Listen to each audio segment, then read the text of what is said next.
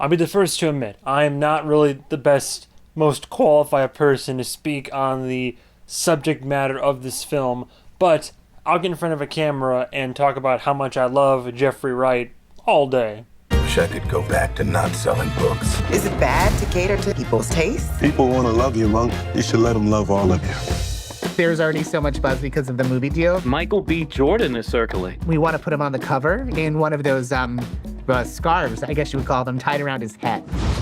A do-rag? Do-rag, that's it. Do-rag and a tank top with the muscles showing. Something called the fire department.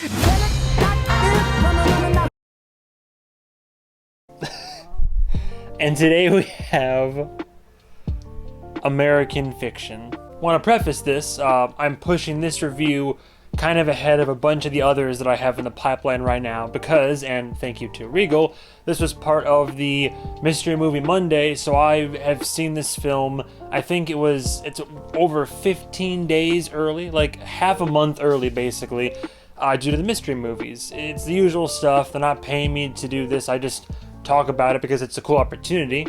Used to be once a month, I think now it's more like twice a month, but basically Regal's like, hey, come here on a Monday at 7 o'clock, $5, you get to see a movie that is a mystery. We don't tell you what it is till it actually starts playing on the big screen, and it's early, it's pre-release. So truth be told, I didn't realize this film was getting as wide of a release as it is getting. Because I only saw the trailer for it in my local art house cinema, and then boom, this matched the timeline, and we were all kind of hoping and manifesting that it would be the mystery movie, and it was. And apparently it is going to get more of a national, regional release, if you will. So I was already excited about seeing the movie, but now after seeing it and seeing how, well, let's be frank, how good it was, I had to push this review ahead of time to let you guys and gals know the truth. For those that don't know, American Fiction is the directorial debut by a Cord Jefferson. His directorial debut, however, going into his IMDb, this man has written for some of the greatest shows I've never seen.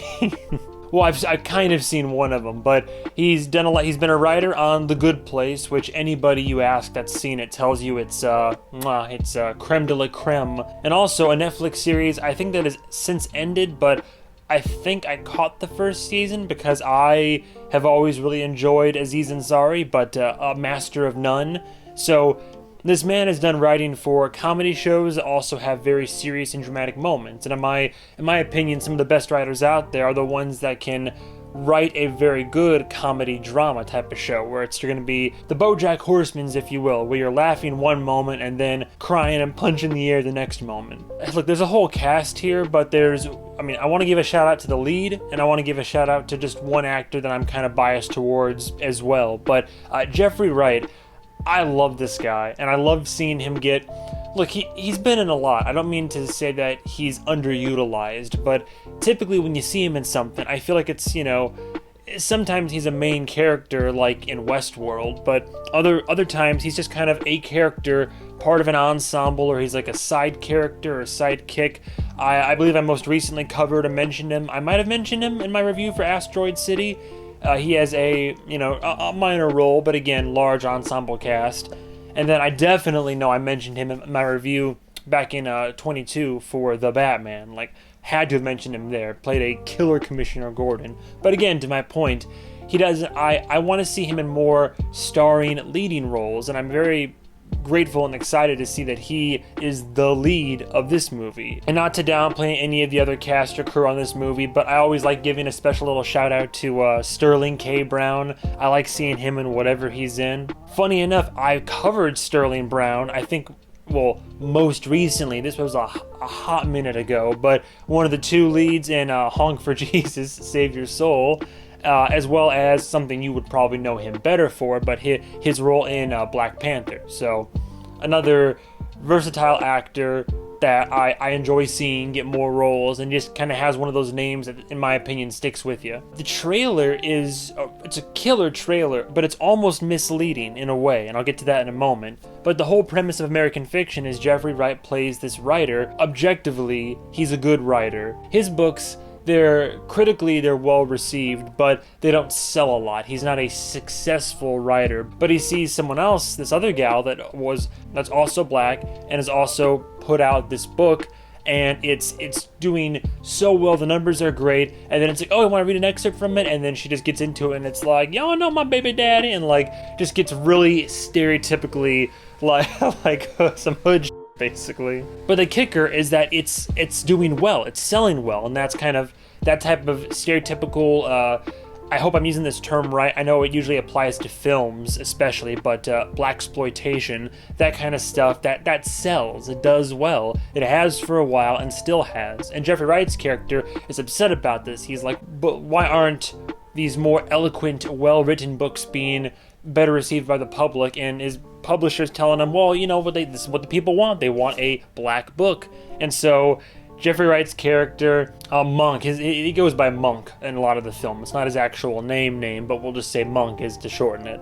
But Monk gets frustrated and fed up. He's got some stuff going on in his personal life. He has his frustrations in his professional life. And again, this is all in the trailer, so no spoilers. But he then gets drunk and writes basically a stereotypical, misspelled, bad syntax and grammar, very cliche, very stereotypical narrative beats and all this, just gets drunk and writes the book of all black cliches, and then is like, gets it to his publisher, he's like, haha, I stick it to those people, those publishers and all this. And then the funny part is, they love it and they want to publish it, but he wrote it under a pen name, right? So now he has to pretend to be someone he's not, play this character. I don't want to do too many impersonations here at risk of being offensive, but you get the drift. The trailer kind of shows you the whole thing. So now he's caught in this, where it's like, oh, well now people want it, there's millions of dollars up in the air for movie rights, etc., and now he's kind of caught between like, oh, do I stick by my principles and morals? And that's where the film gets interesting and starts excelling. Alright, I've already gotten too much into a summary of the film. Pros to the film: a brilliant and yet somehow subdued performance by Jeffrey Wright. I say subdued because it's not one of those performances where it's like yelling and screaming and lots of loud emotion and all these grandiose scenes of "don't you ever disrespect me, you little shit," like nothing like that. But it's still good. Jeffrey Wright's always, in my opinion, been a very good actor. His character definitely has something to say, a lot of something to say, and he's not entirely wrong in his arguments, but it's just clearly that it's coming from a place of frustration and emotion, and so that kind of fuels the writing portion of this. But there's a hidden portion of this film that doesn't really fully take place until you start watching it. That's why I said the trailers are kind of like surprising and kind of subverted my expectations. This film is marketed as a comedy, but it's actually much more of a surprisingly grounded comedic family drama. There's actually a very strong and stable, like, emotional, what do you want to call it, like a through point or whatever. It's all of this, him being a writer almost takes a back seat to the whole him coming back into town. Family's not perfect. I mean, he goes to see his sister, brother, mother, dad's already long gone, all this type of stuff. But without getting into spoilers, just things get emotional real quick, and it's a lot more emotionally turbulent than I thought this film was going to be, but it handles it and does it very, very well. Additionally, I like how this film discusses, I keep saying blaxploitation, it discusses the stereotypes and the problem that Monk's character brings to the table. It discusses it from both sides of the spectrum. And I kept thinking back to like The Blackening when I reviewed that film, and again, I'm equally as qualified to review this one, but this film brings up, these different stereotypes and arguably these issues that exist in our current culture, especially surrounding these, let's just say, keep it to books, right? So the books that are being made, Monk's whole thesis is, oh, well, it's, there are deeper, more emotional, more serious stories to be told, and he's not a fan of how it almost feels like when they try to tell a serious story, they're not taken seriously. But if they tell one stereotypically with the stereotypical mannerisms and fashions of what most of society views black culture to be, then it's well received and then it's seen as entertaining and valuable. So he's frustrated by that. But the counter argument the film itself brings to the table is, you might look at it that way, but at the same time, regardless of how they're told, these are still stories being told by black people, for black people, or for just culture in general, for the black, the white, the whoever. So there's that kind of conversation or argument to be had right there, and I appreciate how the film approaches it from both perspectives. And I'm not even sure how to fully feel about it, because I don't like any culture being reduced to a stereotype and being kind of turned for a profit for entertainment and cash and all that. But by the same time, at least those stories are then still being told, right? So take it for what you will. Also liked how this film has a realistic narrative. It almost seems from the trailer as if it's going to be a comedy, and it's going to kind of like get blown up to a point where people aren't really acting like people, and they're like, oh, we love this, and oh, society's gonna eat this up, and then I assume things would get more and more ridiculous. But no, honestly, even the funnier and more offensive conversations that are had between like producers and the writer or other people, like, as ridiculous as their ideas and thoughts are that are often shared in this film, it does sound like stuff that corporate and like different Hollywood executives would be saying. This film has some genuinely endearing characters and some genuine heartfelt moments. Sometimes films will try to be a drama and will try to have these moments and these tear-jerkers and these character arcs and developments, and it doesn't quite land well for me in a lot of films that try. But this one is so well acted and so well written that it earns these moments, and they'll hit, especially if you have certain family or family health issue trauma. I'm keeping it vague, but you can kind of catch my drift at this point. Then these moments will hit a little bit harder for you, and just, emotional struggles. And there was a surprising amount of them in the film, and pleasantly surprising for me, they hit. This isn't a super fancy, crazy shoot for a film. It's simple and effective is the best way I can put it. It's just simple and effective direction. It's not bad direction. It's not like super creative camera work, but it's simple, it's effective, it gets the job done. The only cons I had for this film, I really liked this film. I think if I gave it another watch, I might even go as far as to borderline love it. But I will say the music in the film, I like the jazz. Do you like jazz? I like the jazz.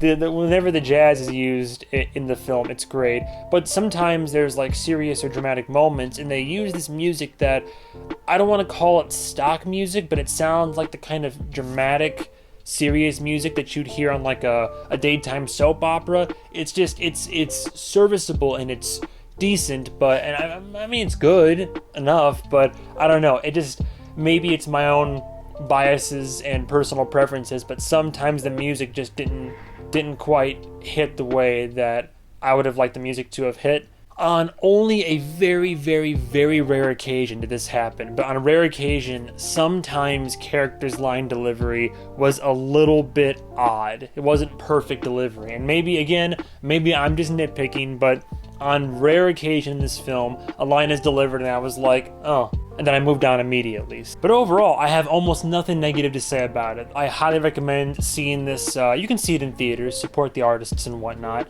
Certainly stream it when it comes out at home if you get a chance, but I'm just very lucky and glad that I got to see it as early as I did. The comedic moments work really well. The film is genuinely funny, and like sometimes films will try to have that humor element mixed in, and it oftentimes comes off as, for lack of a better term, cringe. But the comedy really works. The performance by Jeffrey Wright, kind of leading the charge of this whole film, makes it just a very interesting, thought-provoking, just introspective study on just kind of black culture in the current climate of our media and entertainment, and how it's been for a while, and how for better or for worse it probably will be going forward. The music sometimes just doesn't hit the way that I believe it should, and then line delivery on rare occasion is a little bit weird and hinky, but very small detractions. This film is near perfect in my mind. It's great. It's one of Jeffrey Wright's best. I'll leave it at American Fiction a high 4 out of 5. I'd safely give it a high 4 out of 5. Near perfection. Highly recommend it. Is it going to make it in the top 10 for the year? I don't quite know, but it's definitely one of the better films I've seen this year. So, yeah, that's all I gotta say. Thank you guys and gals so much for watching. Stay tuned for the next episode of whatever movie I review. And goodbye, travelers.